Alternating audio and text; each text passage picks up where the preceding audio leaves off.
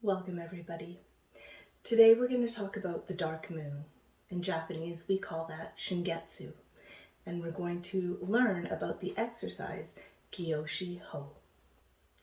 This video was posted on June 17th, 2023, and the dark moon is its darkest tonight at 9:36 p.m. Pacific time this evening. The moon will also not be void at this time, at the time that it peaks, but it will go void after 11 p.m. So these 2 or 3 facts make it a really magical night for a ritual. If you've been following along in the Year in a Day series that we've been doing, we're about halfway through now. So let me know how you've been doing in the comments below. I'd love to hear about how your journey has been, what you've been experiencing. This next half of the year, as we continue through the cards, is going to be mostly about self-reflection and connection and realization, and that's just where tonight's vibes are taking us. The 24 hours surrounding the dark moon, called Shingetsu in Japanese, is usually a time for reflection, meditation, and self-awareness. The night of the dark moon is an especially good time for deep reflection, self-evaluation, and observation. We can take advantage of this energy of the dark moments to turn inside and focus on ourselves, rather than trying to focus our light outside and sort of beam onto things unknown to us.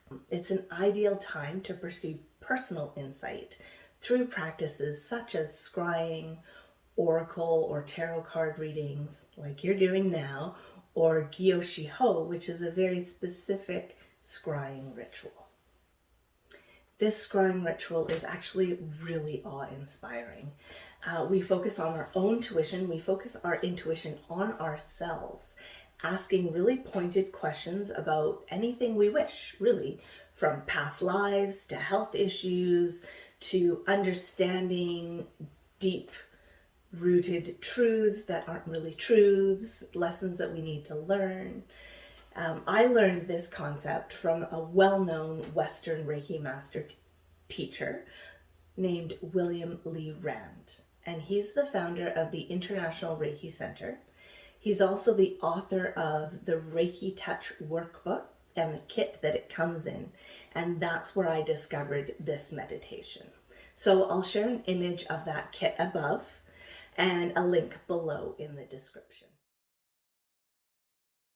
My name is Lisa Ayres. I'm a Reiki master teacher as well as an intuitive healer and the founder of the Drawing Down the Moon system of Reiki. I also wrote the book Healing with Ki, which is a companion book to the Oracle deck that I designed to help people just like you connect with Ki on a deep healing level.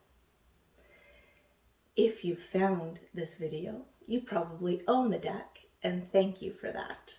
If I could ask one more favor of you, please like, subscribe, and share these videos. If they are helping you, they will help other people, but those people need help finding them. So please like, subscribe, share, disseminate the information to the world.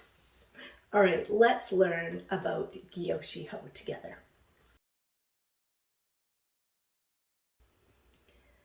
Gyōshi-Hō, or the dark moon, is card 42 of 54 cards, which we've been delving into together over the past 6 months or so.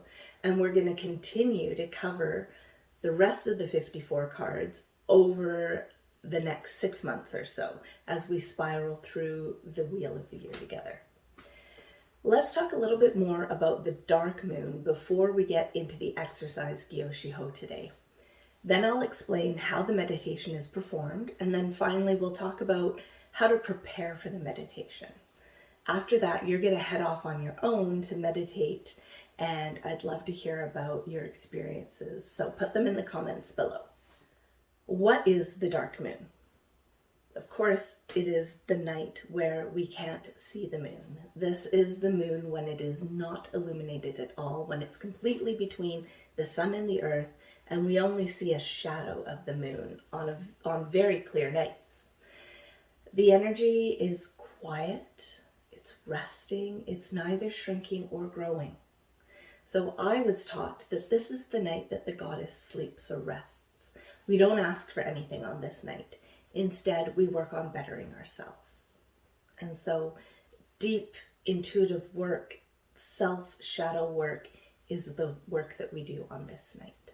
We practice Gyōshi-Hō to gain that deeper understanding of ourselves. But what is it?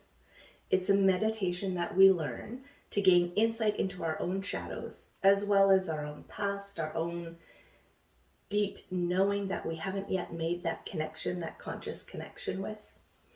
So in preparation for the work that you're going to do after this video, start to think about the intention for your meditation tonight. Maybe it's to gain an understanding of a specific trait or an issue that's been troubling you. You might also think about whether you really want to gain that insight, and whether or not you're actually willing to take the steps necessary to change that are going to be revealed to you during this meditation.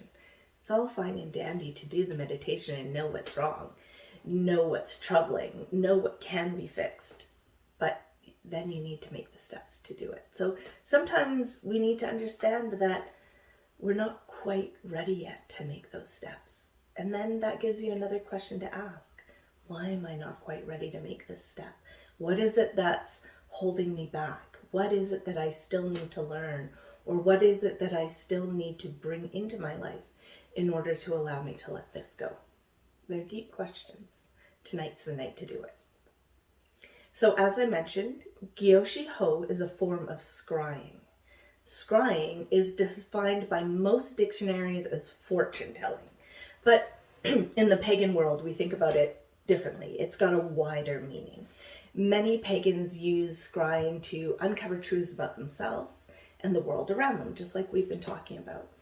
We use it as a tool to connect to our own inner knowing, as well as to connect to that super consciousness of the universe. The word scrying means to reveal or to perceive. When we scry, we're stepping into another consciousness intentionally. We're leaving our conscious mind's normal realm, and we're stepping into a realm of deeper, wider, all-knowing. Scrying is the art of gazing beyond the conscious mind, beyond the physical eyes, allowing the inner psyche, the inner eye to open. Open your inner eye. Thus, we're inviting helpful visions and information to flow from the superconsciousness to our subconscious and then to our conscious mind. All right, how do we do it? We do it intentionally. We do it slowly. We master it with a lot of practice and a little natural talent. Not everyone's fantastic at scrying. Sometimes we need to use other tools. I find I really struggle because I want to use my physical eyes, and of course that's not how it works. So before I had laser eyes, I would take my glasses off so that my eyes physically couldn't focus, and that would help me to sort of let go of that physical aspect of seeing. But it takes practice. It takes getting to know what works for you. It takes trying different ways and experimenting. So don't get discouraged the first time you do it. Practice, practice, practice. You can really perform this meditative ritual using any reflective surface at all. I first learned to do it with a mirror. I got this mirror from the dollar store. So that's what we'll discuss today, is using a mirror. But in your own practice, you can use any scrying tool that you want. A crystal ball, a black scrying mirror, a bowl of water, anything reflective you can gaze into, honestly. Even your phone turned off is reflective enough if that's all you've got. When you're preparing for the ritual, I'd like you to think about what you want to see. If in the beginning your desire is to envision your whole body, your entire body, then consider it actually sitting in front of a full-length mirror. This way we're sort of performing some mental gymnastics for the sake of our conscious mind. We're tricking the conscious mind by making it seem more logical and possible to see the whole body, when in reality it's our third eye or our intuition that's doing the seeing. The physical eyes, of course, aren't doing the work, but sometimes the conscious mind needs a little bit of support. So the basic meditation is just to sit at a table by yourself with a freestanding mirror like this one behind me, and a lit candle on either side of the mirror. Now in this case, I've put my mirror in between my west candle and my goddess candle, because the west and the goddess, especially the moon goddess, are connected with inner knowing, with intuition, with knowledge, with inspiration. So I always like to have my altar going when I'm doing any kind of work like this. So I've used those candles. But I also put some colored candles here. The way that I learned to do the meditation is with white candles. But white is just sort of all-purpose. If, for example, you are looking to see what's blocking love in your life, or perhaps why you're so angry, you might choose red. I also generally prefer to use beeswax, because it smells pretty, it's more natural, it's got a better vibe to it than the fake paraffin wax stuff. So the candle can become part of the ritual, is what I'm trying to say. All right, then what you're going to do, once you've got that all set up and you're comfortable, is you're going to dim the lights. And dimming the lights just helps you to focus your attention on the mirror and nothing else. Then you simply gaze at your reflection. You want your eyes to be relaxed. You're not like intensely staring at yourself. You're looking at your reflection's third eye. And you're intending that ki is flowing from your own physical eyes and your palm chakras towards your own reflection. Knowing, of course, that your reflection represents your whole self, not just your physical self, but your spiritual, mental, and emotional self, as well as your entire energetic field. When we meditate like this, we're sending universal love to ourselves for about 3 to 9 minutes, and we're simply being open to the messages that our body has to share with us. And then we're just going to record our findings in our journal or our book of shadows. That's it. That's a simple ritual. It can just be a ritual about listening to your body and seeing what your body has to tell you. It doesn't have to be anything else. But it can become quite meditative and ritualistic if we want it to. So think about these different possibilities. So you can create a sacred space, create a sacred circle. This is a safe space where magic can happen, and it's freely happening. And that's always a good idea. I generally will not do any kind of spiritual deep healing work unless I'm in a sacred circle, because I want truth and depth to come through, and I want to feel safe when I'm doing it. So I generally will create a sacred circle before I do anything like this. You can use Hado Kokyu-Ho and Chikyu no Kokyu. I'll put the cards up here. It's card 6 and card 7. Use those to ground yourself. And of course, begin your ritual in Gasho, in gratitude. Why do you do these things? Because you don't want to be scatterbrained. You want to be in a meditative state. You want to feel safe, grounded, focused, and relaxed. You want your heart open. And you want a really good flow of energy through your body. If you want to, you can draw symbols onto the palms of your hands. Think about power symbols. Symbols like Choku-rei or the pentagram or a lightning bolt. Something very powerful. If you have a power symbol, you can draw that onto the palms of your hands with the intention of opening up the palm chakras to send a really large amount of energy to yourself.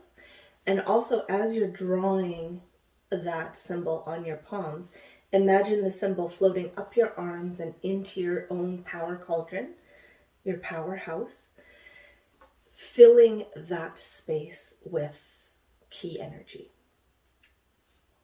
And you want to just pull that full power of any symbol, as many symbols as you want, that you draw onto your palm chakra into your dantian. And then also draw a power symbol over your third eye and your eyes as well. You can consider symbols like the chokurei, a symbol for intuition like seiheki, a symbol for connection, especially if you're wanting to do past life visualizations or connections to things like past traumas, or even connections into the future. You can use Honshaze Shonen. Over the eyes, because the eyes are doing the same work that the palm chakras are. They're directing the flow of universal energy from your own powerhouse, well, from the universe to your powerhouse, back to your own reflection, which is, of course, you. Then simply breathe and begin key universal energy flowing through your eyes and your palm chakras to your reflection, just like we discussed.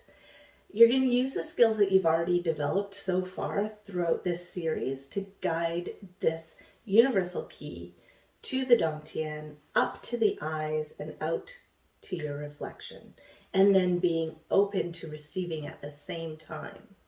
So it's actually quite complicated, even though it sounds very simple. What we're allowing ourselves to do is have this consistent flow of give and take.